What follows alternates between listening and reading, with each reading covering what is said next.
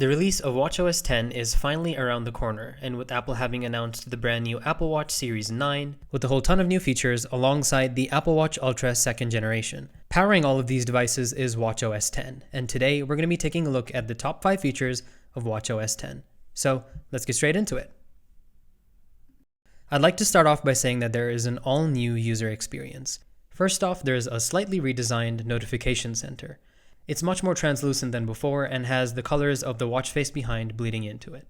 So, like I said, watchOS 10 is a big departure from previous versions of watchOS. Everything has been redesigned. If we hit the home button, you'll notice that the home screen has changed as well. Gone is the kind of floating honeycomb grid. Instead, we've got this scrollable grid with all the app icons present, with an option to view them as a list down below. So if you're a fan of list view, that option hasn't gone anywhere. Now, almost every app on the Apple Watch has been redesigned completely to fit these larger, bigger screens and the more powerful watches. So as you can see, the Messages app has your favorites all up front. Tapping on a bubble will take you to your regular chat interface.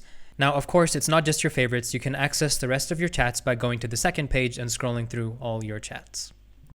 Up next, let's take a look at the Phone app. So the recurring theme for this update is that the apps make much more use of the bigger screen sizes of the newer Apple Watches. So if we have a look at the Activity app here, you'll notice that there's these circular buttons in almost every corner of the screen. And the display just is filled with color and data, and it's a huge departure from the old black background with tiny amounts of data visible on screen. The circular buttons in the corners are actually a really nice touch. Instead of hiding things away behind hidden menus or just incessant scrolling, we've got these tiny buttons which show us different pages of the app. Now, one of my favorite redesigned apps has to be the Weather app. It's gotten a complete facelift. It looks similar to the iOS version. Tapping in and you get this full screen gorgeous look of the weather live. You can scroll through and there's a bunch of information available just on tap. So you can just cycle through the UV index, the conditions, the dew point, the air quality, the conditions for the rest of the day. And if you'd like to see the rest of the weather for the week, you can still do that too. And if you'd like a fuller, more colorful view of that data on the main screen, you can just tap and cycle through all this data. Another app that has a good redesign is the Stopwatch app. Now, it's got this light mode kind of white interface going on, but I actually like it. It makes it much easier to be able to see the stopwatch in bright and sunny conditions. As usual, there are 3 different kind of faces that you can use to visualize your stopwatch data. The Timer app has also received a nice redesign, allowing you to add multiple timers as well. So you can, in theory, just set one and hit the plus button and have another one going on. And the Maps app also has a new look and feels a lot more faster and smoother to use than whatever we had in watchOS 9. Even the Compass app has been redesigned. We've got this cool 3D view for elevation, which we can turn on and off. And there are many views which let us see our compass data however we like these.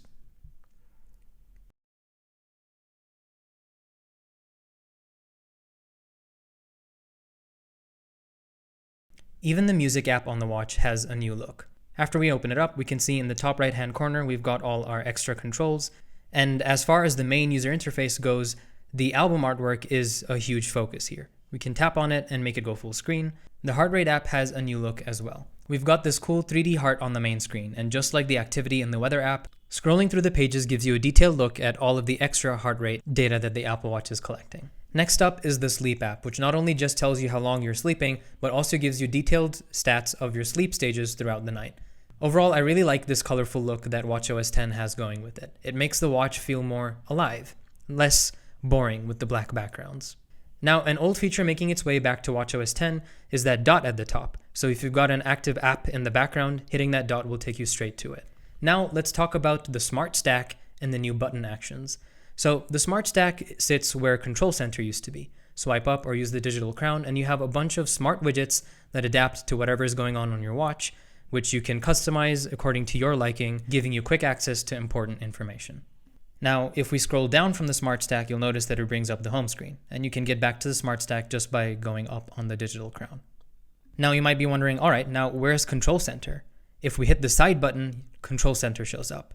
And it looks roughly the same, just some more rounded edges on the icons and a more colorful look to it. Now, in my time of using the watchOS 10 beta, it did take me a while to get used to pressing the button to get to Control Center, but that's no big deal. Let's move on to the new watch faces. Now, as you can see, swiping from edge to edge doesn't change the watch faces or cycle through them anymore. You've got to do the long press and go through them manually. But yeah, here are all the new watch faces. First up, we've got the Nike Globe. This is quite a nice new Nike watch face. You've got all your same kind of standard Apple Watch customization options, and if you notice, the seconds is the globe that's ticking slowly in the background. The next new watch face is an analog watch face called Palette.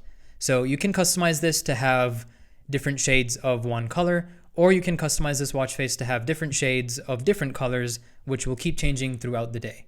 The next watch face is actually quite a cute one. It's the Snoopy analog watch face. Now, there are obviously multiple edit styles for this one, but what I really love about this is this animation that keeps changing every time you raise your wrist. And what's really cool about this is sometimes there'll be an animation that interacts with the hands. So, for example, in this next one, we'll see that when Snoopy blows a bubble with his bubble gum, when it splatters, it hits the edges of the underside of the clock arm, which I think is a really neat touch and shows a lot of attention to detail. The last new watch face that we have is an analog watch face called the Solar Analog. Now, I really wish this update we had more digital watch faces, but these analog ones are cool too. There's a bunch of customization options, 3 styles, and you can change the watch face to be in this light mode, or to have this dark mode, or to switch automatically depending upon the time of day. One thing to keep in mind is that watch faces no longer react to the turn of your digital crown because it brings up the smart stack. Now, you might be saying, well, the first-party apps are redesigned. That's great. What about the third-party ones? Well, of course, third-party apps haven't been updated just yet, but I can promise that almost all third-party apps will receive this cool-looking redesign from their developers once this update goes live on the 18th. Another lovely user interface change is the calling menu. You've got this full screen artwork of your contact on screen, and of course your usual options to respond by text. A brand new addition to iOS 17 and watchOS 10 is tracking your state of mind, so enhancements to mindfulness and activity. So the Mindfulness app shows this really cool mood logging interface where you can tell it how you're feeling, and it will track and log your change in feelings over time to make sure that you don't have clinical depression, or just, to make sure that you're in a healthy state of mind. We can select these options here. So currently I'm grateful, feeling peaceful.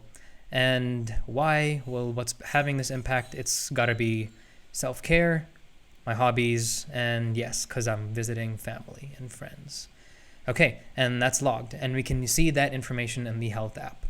Now, if you're doing a cycling workout, you can start the workout on your watch, and when you hit start and it's all started up, you can just hold up your iPhone and there'll be this live activity that pops up, and it gets this cool dashboard of all the important metrics that you would need when you're on your cycling route. There's also a new health metric called Time in Daylight, which shows you how long you've spent outside and measures whether you're getting ample amount of sunlight per day or not. This feature is only available on the latest generation Apple Watch, as well as the Apple Watch Series 8 and the second generation SE.